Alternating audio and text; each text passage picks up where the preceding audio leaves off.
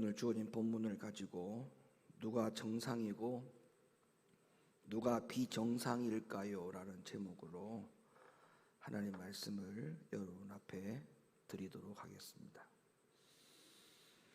여러분, 우리는 결과적으로 말씀을 드리자면 정상적인 신앙인이 되어야 됩니다. 그리고 우리 교회 또한 정상적인 교회가 되어야 됩니다. 동의하시면 아멘 하시길 바랍니다. 근데 오늘 이 말씀을 여러분 앞에 드리기 전에 정상과 비정상을 구별하는 기준이 무엇인가라고 하는 이 문제를 좀 짚어봐야 될 것 같은데요. 왜냐하면 정상과 비정상을 구별하는 기준이 사람마다 다 다르기 때문에 그렇습니다. 그래서 어떤 사람은 정상과 비정상의 구별을 기준을 이렇게 두고 있고, 어떤 사람은 정상과 비정상의 구별의 기준을 이렇게 두는 사람이 있기 때문에 정상과 비정상을 구별하기 위해서 우리가 그 기준이 무엇인지에 대해서 분명히 짚고 넘어가야 사람마다 제각기 다른 정상과 비정상에 대한 구별의 기준을 우리가 다 뒤로 할 수가 있고, 또 하나님이 원하는 정상과 비정상의 구별의 기준을 우리가 알아야 하겠기에 그 말씀을 먼저 드리는 거죠. 지금 이 세상은 여러분 정상과 비정상을 구별하는 기준이 내 주변에 어떤 사람들이 많은가, 아니면 어떤 것을 더 많은 사람들이 좋아하는가, 이런 편 쪽에 있는 사람들이 많다면 좋아하는 것이 이 사람들이 이걸 좋아하는 것이 더 사람들이 많기 때문에 이 편에 있는 사람들이 다 정상일 것이다 라고 생각하는 기준이 대부분이 기준입니다. 그러니까 정상과 비정상에 대한 기준이 사람의 숫자, 아니면 내 주변에 어떤 사람들이 더 많이 있느냐, 이걸 가지고 그 사람들의 의견을 가지고 정상과 비정상의 기준을 두고 있다면 과연 여러분 우리가 생각을 좀 해봐야 됩니다. 그 논리가 정상과 비정상을 기준하는, 구별을 기준하는 그 기준에 부합한 건가, 맞는 건가, 옳은 것인가 생각을 해봐야 돼요. 자, 만약에 정상과 비정상을 구별하는 기준이 내 주변에 어떤 사람이 많은지, 그리고 내 주변에 많은 사람들 중에 뭐를 더 많이 좋아하는지, 그것을 선택하는 기준이 정상과 비정상의 기준이 된다면 이 기준 자체를 나누는 자체가 벌써 이미 비정상이에요. 제가 한번 예를 들어 볼게요. 여러분이 지금 현재 멋진 옷들을 입고 주일날 예배에 참석했어요. 근데 여러분 이곳에서는 다 정상이에요. 이런 옷차림을 가지고 주일날 예배 나오는 것은 극히 정상이에요. 근데 여러분들이 이 똑같은 옷을 입고 유럽의 어떤 나체촌에 한번 갔다고 생각해 보세요. 거기서는 여러분들이 비정상이에요. 근데 그 유럽에 있는 나체촌은 벌거벗은 사람들이 숫자가 더 많아요. 옷을 입고 있는 사람은 극히 적어요. 그럼 옷을 벗고 있는 사람들이 정상이고, 많으니까 정상이고, 옷을 입고 있는 사람은 숫자가 적기 때문에 비정상이다? 만약에 숫자적으로 기준이 정상과 비정상의 기준이 된다면 그건 잘못된 거예요. 잘못된 거예요. 그러니까 제가 무엇을 말하려고 하는지 여러분 이해가 되셔야 돼요. 우리가 아무리 성경대로 믿을지라도 내 주변 사람들이 성경대로 믿지 않으면 어떻게 되느냐 하면 우리는 비정상이 됩니다. 근데 보세요. 성경적으로 믿고 사는 신앙인들이 더 많을까요? 성경적으로 다 믿고 살지 않으려고 하는 사람들이 더 많을까요? 성경대로 믿지 않으려고 하는 사람들이 숫자가 더 많죠? 그러면 그 숫자가 많다고 해서 그것이 정상이고, 성경대로 살고 믿으려고 하는 숫자는 적기 때문에 그 사람들이 다 비정상이다? 이렇게 구별하는 것이 정상적인 겁니까? 아니죠. 우주의 왕, 만왕의 왕, 창조주 하나님께서 나를 정상적으로 볼지라도 성경을 기록한 선지자와 사도들이 나를 정상으로 볼지라도 이 세상 교회와 사람들 눈에는 저와 여러분들이 비정상적으로 보일 수가 있습니다. 왜요? 이 세상은 다수결이라고 하는 무리의 숫자로 결정되는 것이 정상과 비정상을 구별하는 기준의 일수이기 때문에 그렇습니다. 그래서 오늘날 저와 여러분들이 정말 성경의 신앙만을 고집하고 따른다면 이 세상에서는 비정상적으로 취급받게 된다는 사실을 너무나 당연하다고 생각을 하셔야 돼요. 그래서 이 세상은 정상을 비정상이라고 생각하고 비정상을 정상이라고 우기고 살아가는 것이 오늘날 너무나도 당연한 현실이 된 것이 참으로 가슴 아픈 일이 아닐 수가 없습니다. 성도 여러분, 이 마지막 시대에 대부분의 교회와 성도들이 성경의 진리에 반만 걸쳐 있는 상태라고 해도 과언이 아닙니다. 근데 이것이 정상적이라고 생각합니다. 성경을 반을 걸쳐 놓고 세상을 반을 걸쳐 놓는 이 신앙생활의 태도가 그들 가운데는 극히 정상이라고 생각합니다. 왜 정상이라고 생각하는지 아세요? 시대착오적인 신앙생활을 하고 있지 않다라고 생각하기 때문에 그래요. 지금 시대가 어떤 시대인데 이 세상을 등지고 살아갈 수 있느냐 이렇게 말합니다. 그럴듯한 이야기죠. 성경은 우리에게 그렇게 말한 적이 없는데도 불구하고요. 그래서 성경은 우리들 가운데 마지막 때에 그와 같은 모습을 가르쳐서 라오디게아 교회처럼 된다라고 이미 예언을 했죠. 자, 이런 상황에서 누구든지 성경 안으로 들어가면 어떻게 되느냐? 비정상적인 취급을 받는 거예요. 시대착오적인 삶을 산다고 비난을 받는 것이 일수입니다. 여러분 보세요. 예수님께서도 유대교회로부터 완전히 비정상 취급을 받았습니다. 예수님은 이 땅에 하나님의 아들로 오셨다라고 이야기를 했는데, 내가 왕으로 왔다고, 이스라엘의 왕으로 왔다고 이야기했는데, 유대교회로부터 그렇게 이야기하는 예수님을 비정상으로 취급을 했어요. 저 미쳤다. 무슨 소리 하느냐? 우리가 지금 기다리고 있는 메시아 이스라엘의 왕은 저렇게 말구유, 베들레헴 말구유에 저렇게 나실 분이 아니다. 왕으로 오실 분이 어떻게 저렇게 온단 말이냐? 있을 수 없다. 그리고 그를 죽이려고 하는, 십자가에 죽이려는 사건 가운데도 그들이 또 조롱을 하죠. 네가 왕이라며, 네가 하나님의 아들이라며, 그러면 그 십자가에서 내려와봐. 그렇게 조롱을 합니다. 자, 그 당시에 이렇게 예수님을 조롱하는 유대교회와 바리새인과 서기관들과 대제사장들과 장로들이 숫자가 훨씬 더 많았죠. 그리고 예수님을 정말 하나님의 아들로 믿고 그분이 정말 우리의 메시아로 왔다라고 하는 것을 믿는 숫자는 극히 적었습니다.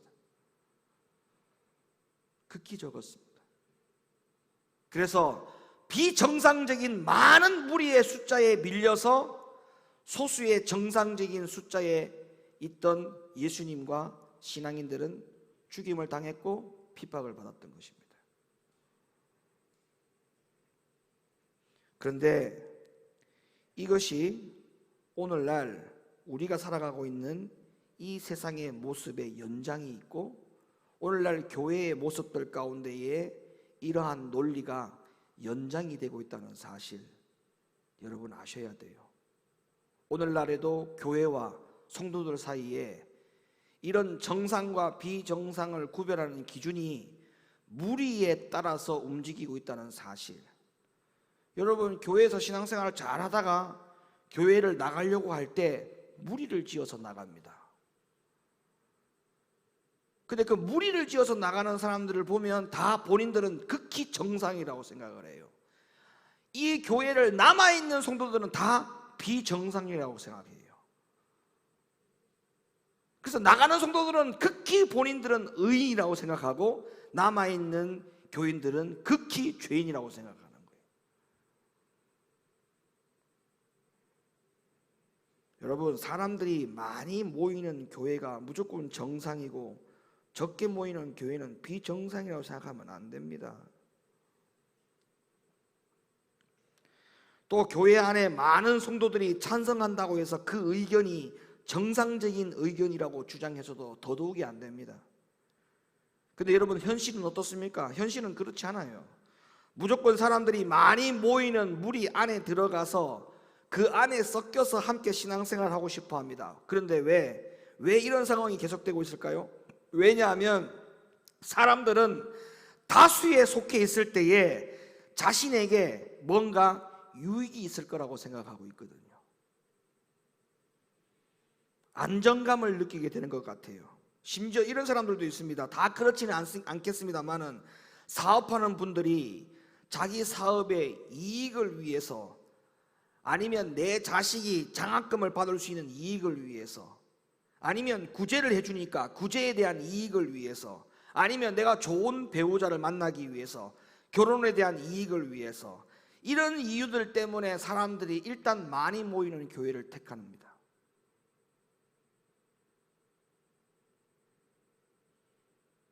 왜요? 이익과 안정감 때문에. 사랑하는 성도 여러분, 참된 그리스도인은 보이는 것보다 보이지 않는 것을 보아야 됩니다. 제가 예를 하나 들어볼게요. 성경에서 엘리사와 사환이 조그마한 마을에 머물고 있었어요.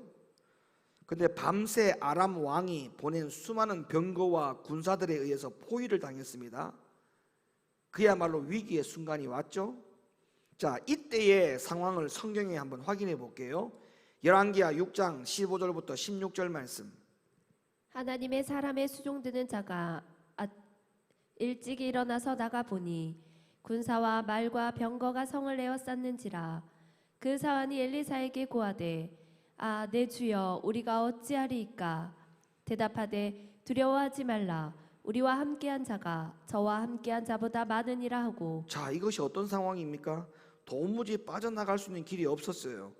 보이는 것만 보면 절망적인 상황이죠. 그래서 사환이 엘리사에게 이제 어떻게 해야 됩니까? 라고 말합니다. 근데 엘리사가 어떻게 말했다고요? 16절 다시 한번 읽어보세요. 두려워하지 말라. 우리와 함께한 자가 저와 함께한 자보다 많으니라. 자, 엘리사 선지자가 어떻게 이런 말을 할 수 있었을까요? 어떻게?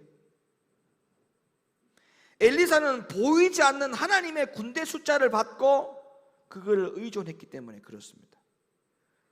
자, 오늘 본문이죠. 열왕기하 6장 17절 말씀. 기도하여 가로되, 여호와여, 원컨대 저의 눈을 열어서 보게 하옵소서 하니, 여호와께서 그 사환의 눈을 여심해 저가 보니 불말과 불병거가 산에 가득하여 엘리사를 둘렀더라. 아멘. 보이는 것보다 보이지 않는 것을 더 봤어요. 누가? 엘리사가. 정말 여러분, 이 세상에서 신앙생활을 정말 제대로 하려면 이렇게 보이지 않는 것을 볼 줄 아는 믿음의 눈이 열려 있어야 돼요. 여러분, 이 세상이 얼마나 힘듭니까? 코로나 때문에 경제가 다 엉망되고, 지금 전쟁 때문에 나라와 민족이 민족이라고 하는 그 예언의 말씀대로 지금 전쟁이 일어나고 있어요. 제가 지난번에 이런 대혼란이 올 때에 이거 어떻게 하느냐, 그냥 눈을 감고 사는 게 아니에요. 하나님의 말씀을 가지고 눈을 열어야 돼요. 내가 어떻게 살아야 되는지, 하루하루를 어떻게 살아야 되는지, 내가 주님으로서 뭘 준비해야 되는지, 그거를 눈을 열지 않는 가운데서 살게 되면 그냥 사는 거예요. 지금 당장 대한민국에 미사일이 안 떨어지니까 뭐 나는 괜찮겠지, 아침에 출근하겠죠, 저녁에 또 퇴근하겠죠, 사업하는 분들은 가게 문을 열겠죠. 지금 그렇게 살아서 될 일이 아니라니까요. 왜 되지 않느냐? 주님 오실 때가 다 되었다는 생각을 왜 못합니까? 주님 오실 때가 다 되었다고요. 내 지붕에 미사일이 떨어지는 것을 걱정하지 말고 주님 오실 때가 다 되었다는 것이 눈이 열려서 보여야 된다는 겁니다.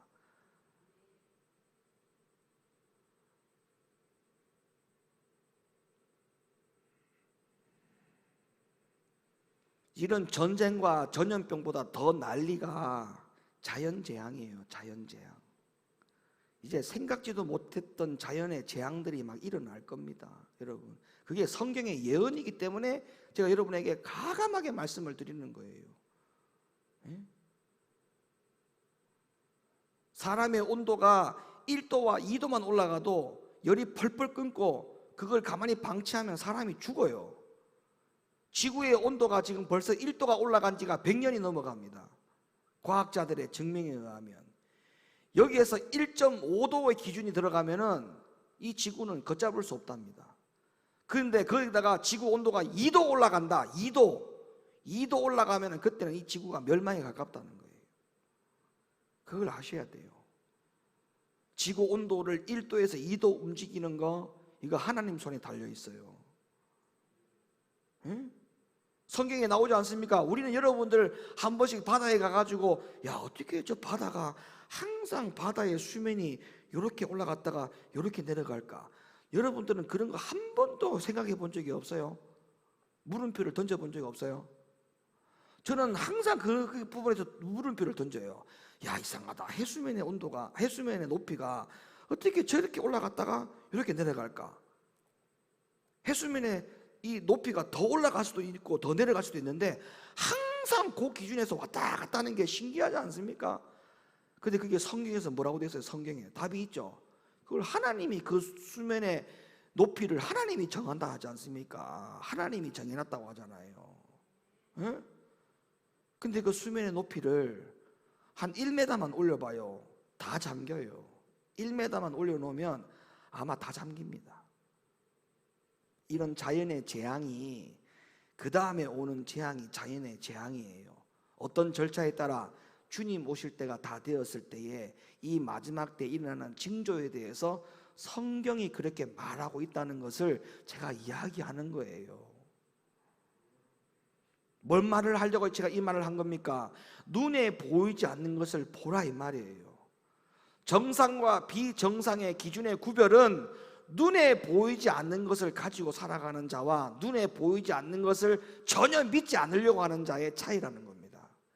눈에 보이지 않는 것을 보고 믿으려고 하는 엘리사와 같은 사람은 극히 정상적인 숫자 안에 들어가는 신앙생활을 하지 않습니까? 예? 눈에 보였을 때는 사환이 불안에 떨었어요. 큰일 났습니다. 우리 이제 갈 데도 없고 오갈 데도 없고 이제 죽게 되었습니다. 포위당했습니다. 이렇게 얘기하죠. 인간적으로 볼 때는 그게 정상이에요. 두려워 떠는 게 정상이에요. 야, 이제 죽었구나 포기하는 게 정상이 맞아요. 근데 엘리사는 왜 눈에 보이는 것만 보느냐? 보이지 않는 것을 보아라. 보이지 않는 것을 봤더니 불말과 불병거가 산에 가득하여 엘리사를 둘렀더라. 그러니까 엘리사는 보이지 않는 것을 봤기 때문에 그 보이지 않는 것을 본 그대로 믿고 하나님의 종이 되지 않습니까? 하나님의 일을 하지 않습니까? 여러분, 또 이야기해 드릴까요? 예수님이 이 땅에 와서 십자가에 매달려 벌거 벗기고 모욕당하면서 죽었는데, 당시 유대교회와 대제사장들과 바리새인들은 다수에 의해서 결정이 되었습니다. 그러다 보니 이들이 볼 때 예수님이 저렇게 십자가에서 벌거벗김을 당하고 비참하게 죽는 것이 그들 가운데는 너무나 당연한 거였어요. 그러니까 죄책감이 요만큼도 없는 거예요. 긴 창을 가지고 예수님이 십자가에 매달려 있는 그 모습을 보면서 옆구리를 갖다가 창을 그 굵은 창을 옆구리에 살점을 갖다가 푹 찔러 가지고 피가 줄줄줄줄 흘러나오는 모습을 보고 그들이 조롱을 합니다. 네가 하나님의 아들이면 십자가에서 내려와 봐.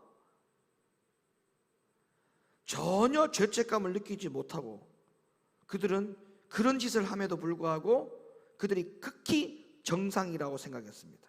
그러나 하나님과 천천만만의 천사들의 눈에는 여러분 누가 정상적으로 보였을까요? 그 모습을 보면서 누가 정상적으로 봤을까요? 지금 하나님과 천사들은 이 세상을 여러분 정상적으로 보고 있지 않다는 사실을 기억해야 됩니다. 하나님과 천사들 눈에는 지구에 사는 대부분의 사람들이 비정상적으로 살고 있다고 생각하셔야 돼요. 왜 비정상적이냐? 거의 모든 사람들이 눈에 보이는 것을 쫓아가고 있어요. 눈에 보이지 않는 것에 관심을 두지 않습니다. 특별히 하나님의 말씀에 있는 앞으로의 일들에 대해서 전혀 준비가 안 되어 있을 뿐만 아니라 하나님의 뜻과 하나님의 진리에는 도무지 관심조차가 없어요. 관심조차가 없어요. 성경이 왜 이렇게 기록되었을까? 관심이 없어요.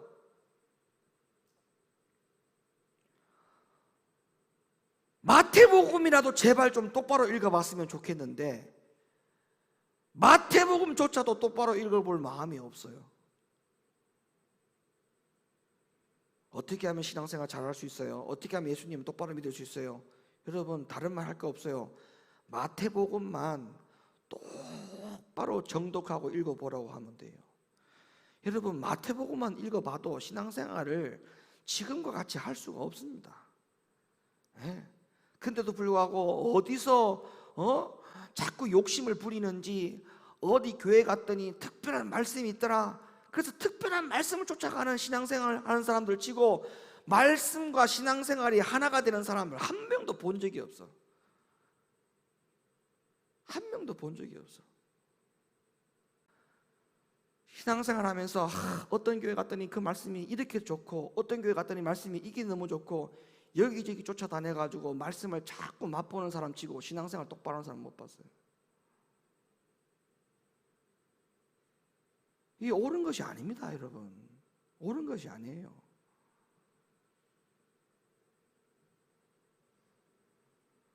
심지어 교회를 다니고 직분을 가지고 있는 사람들까지 진리가 무엇인지 살펴보려고 하지 않습니다. 그리고 주님을 믿는다라고 말하는데 주님의 말씀대로 전혀 순종하지도 않습니다. 주님을 믿는데 주님의 말씀에 순종하지는 않아요. 종교가 기독교라서 교회를 다니는 것 뿐인데 자신이 하나님을 사랑하는 사람이라고 말하고 다닙니다. 여러분, 더 이상 말씀이 없이 그냥 그대로 신앙생활하는 것이 얼마나 위험한지 전혀 알 리가 없지요. 알 리가 없죠. 그냥 종교를 가지고 있는 사람이라고 말해야지 하나님을 사랑하는 사람이라고 말을 해서는 안 되지 않습니까? 적어도 양심이 있다면. 하나님을 사랑하는 사람과 교회를 다니는 사람하고는 달라요. 교회를 다니기 때문에 나는 하나님을 사랑하는 사람이라고 이렇게 말하는 건 이건 잘못된 거짓말이에요. 왜 거짓말입니까? 하나님을 사랑하는 자는 성경에 뭐라고 했어요? 하나님의 계명을 지키는 자라 했어요. 그런데 교회를 다니는데 하나님 사랑한대요. 성경에 그런 말이 어디 있어요? 하나님을 사랑하는 자는 하나님의 계명을 지킨다고 했어요. 그러니까 교회를 다니는데 하나님 말씀에 순종하기는 싫어. 근데 하나님을 사랑한대. 거짓말이에요. 신앙생활을 거짓말하면서 신앙생활하는 거예요. 자, 출애굽기 20장 6절. 나를 사랑하고 내 계명을 지키는 자에게는 천대까지 은혜를 베푸는 자, 하나님 사랑하는 것과 계명 지키는 것을 하나로 묶어놨지 않습니까? 요한복음 14장 15절. 너희가 나를 사랑하면 나의 계명을 지키리라. 23절. 예수께서 대답하여 이르시되 사람이 나를 사랑하면 내 말을 지키리니 내 아버지께서 그를 사랑하실 것이요 우리가 그에게 가서 거처를 그와 함께하리라. 요한복음 15장 9절로부터 10절. 아버지께서 나를 사랑하신 것 같이 나도 너희를 사랑하였으니 나의 사랑 안에 거하라. 내가 아버지의 계명을 지켜 그의 사랑 안에 거하는 것 같이 너희도 내 계명을 지키면 내 사랑 안에 거하리라.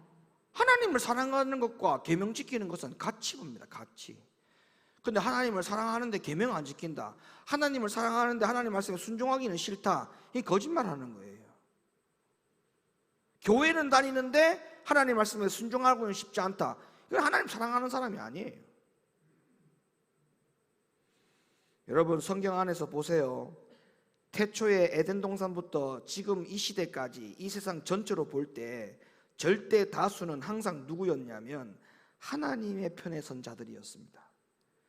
성도 여러분, 우리가 이것을 마음에 담고 살아야 됩니다. 그래야만 모든 것을 초월해서 꿋꿋하게 진리의 길을 걸어갈 수가 있어요.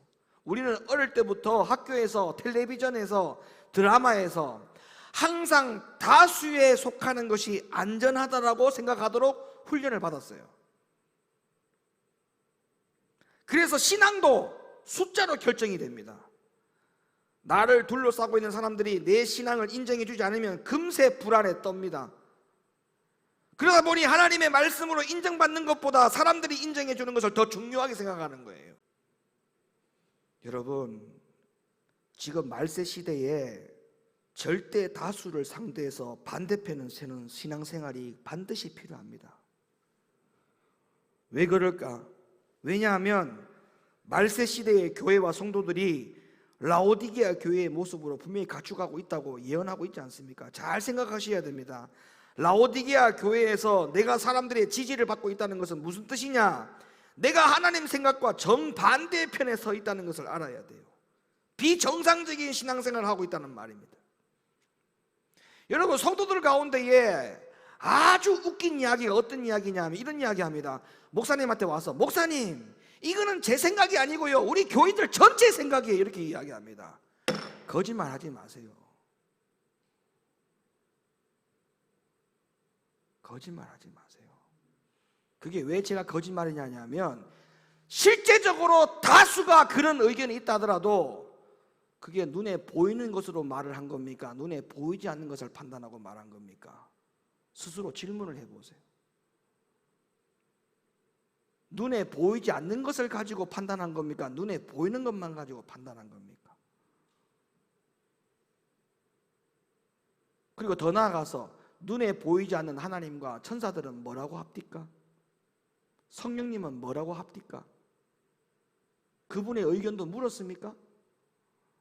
눈에 보이는 사람들의 의견만 중요하고 눈에 보이지 않는 하나님의 뜻과 성령님의 뜻과 천사들의 뜻은 중요하지 않습니까? 그러니까 그게 거짓말이라는 거예요. 그리고 선동합니다, 교회 안에서.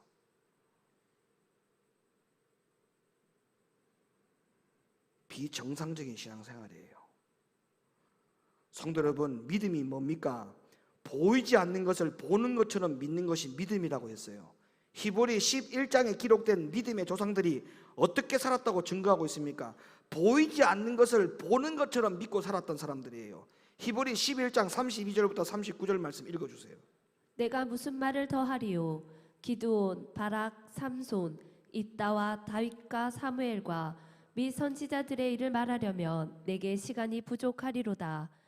저희가 믿음으로 나라들을 이기기도 하며 일을 행하기도 하며 약속을 받기도 하며 사자들의 입을 막기도 하며 불의 세력을 멸하기도 하며 칼날을 피하기도 하며 연약한 가운데서 강하게 되기도 하며 전쟁에 용맹되어 이방 사람들의 진을 물리치기도 하며 여자들은 자기의 죽은 자를 부활로 받기도 하며 또 어떤 이들은 더 좋은 부활을 얻고자 하여 악형을 받되 구차히 면하지 아니하였으며 또 어떤 이들은 희롱과 채찍질뿐 아니라 결박과 옥에 갇히는 시험도 받았으며 돌로 치는 것과 톱으로 켜는 것과 시험과 칼에 죽는 것을 당하고 양과 염소의 가죽을 입고 유리하여 궁핍과 환난과 학대를 받았으니 이런 사람은 세상이 감당치 못하도다.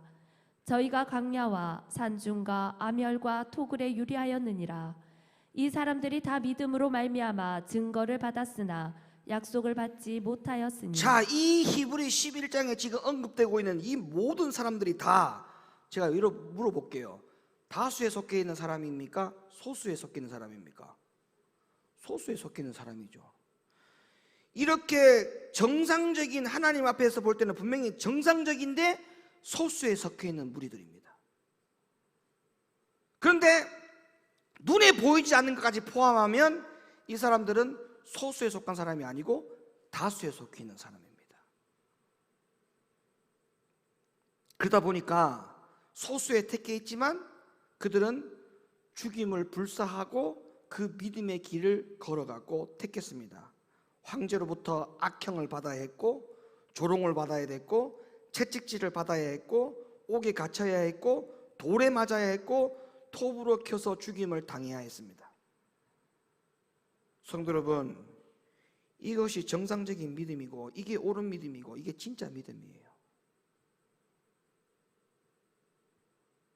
사람이 눈에 보이는 것으로 많냐 적으냐, 다수의 의견이냐, 그게 중요한 게 아니에요.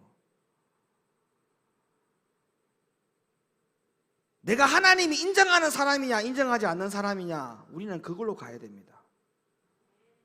믿으십니까? 하나님이 인정할 수 있는 교회냐 하나님이 인정하지 않는 교회냐, 그게 중요한 거예요. 목사님, 하나님의 계명과 말씀대로 살려고 하니까 사람들과 멀어집니다. 교회 다니던 교회에서도 외롭게 됩니다. 진리를 붙잡으려고 하니까 내가 아주 소수에 속하게 되는 것 같아서 두렵습니다. 목사님, 제가 꼭 이렇게 살아야 됩니까? 이런 고민들을 하죠. 성도 여러분, 이제 여러분들은 이런 고민에 대한 답을 아실 것입니다. 믿음으로 이런 고민을 뛰어넘어야 됩니다. 그렇게 하지 않으면 하나님 말씀대로 살 수가 없어요.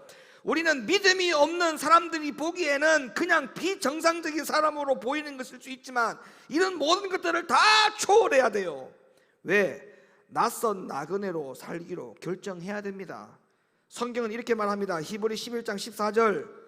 이같이 말하는 자들은, 자, 이같이 말하는 자들이 누구였습니까? 앞에 금방 소수에 속해 있는 믿음이, 진짜 믿음을 가진 자들 말하죠. 진짜 믿음을 가진 자들, 그 믿음을 가진 자들, 이같이 말하는 자들은, 그 다음 말씀 보세요. 본향 찾는 것을 나타냄이라. 보세요. 그냥 이 땅에 외국인과 나그네로 살아야 된다, 소수로 살아가는 진짜 믿음을 가진 사람은 그런 것에 연연치 말고 그냥 이 세상을 내가 나그네로 살아가는 사람처럼 살아야 된다, 이렇게 말하지 않습니까?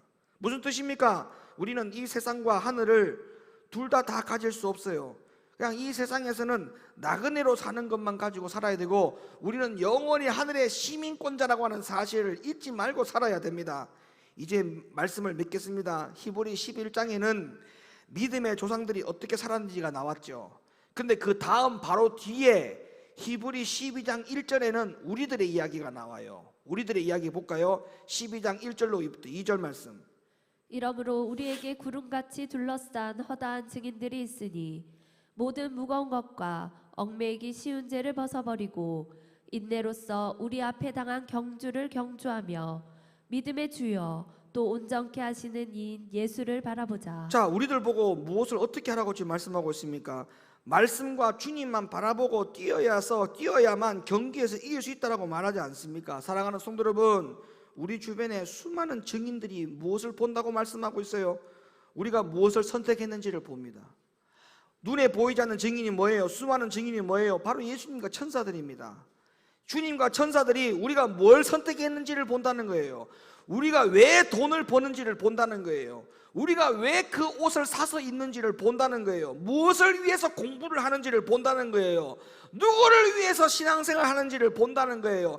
교회에서 무엇 때문에 어떤 목적으로 그 사명을 감당하고 있는지를 주님은 보고 있다는 거예요. 우리가 어떤 것에 가장 큰 관심을 갖고 있는지를 주님은 보고 계십니다.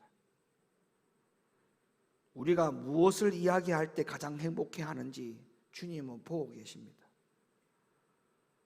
사랑하는 성도 여러분, 우리는 비정상적인 다수의 무리에 끌려서 이 세상 풍조에 떠밀려 내려가듯이 그렇게 떠밀려 내려가는 신앙인들이 되어서는 절대 안 됩니다. 저 사람이 저렇게 하니까 나도 그렇게 해야지 생각을 아예 버리십시오. 심지어 여러분이 가장 사랑하는 사람이 믿음이 없는 말을 할 때에도 그 믿음의 말을 따라가서는 안 됩니다. 맞죠? 우리는 눈에 보이지 않는 것을 보고 그 눈에 보이지 않는 것을 보는 숫자도 이미 적기 때문에, 눈에 보이지 않는 것을 보고 확신하고 따라가는 숫자도 이미 적기 때문에 적은 숫자가 비정상이라고 하는 생각을 우리는 하지 말아야 됩니다. 우리 사랑하는 높은빛교회 성도 여러분들은 오늘 이 시간 이후부터 극히 정상적인 신앙생활을 더 잘할 수 있기를 예수님의 이름으로 간곡히 부탁을 드립니다. 눈에 보이지 않는 것을 보고 달려가는 그런 믿음 신앙생활에 극히 정상적인 신앙생활을 감당하실 수 있기를 예수님의 이름으로 간절히 축원을 드립니다.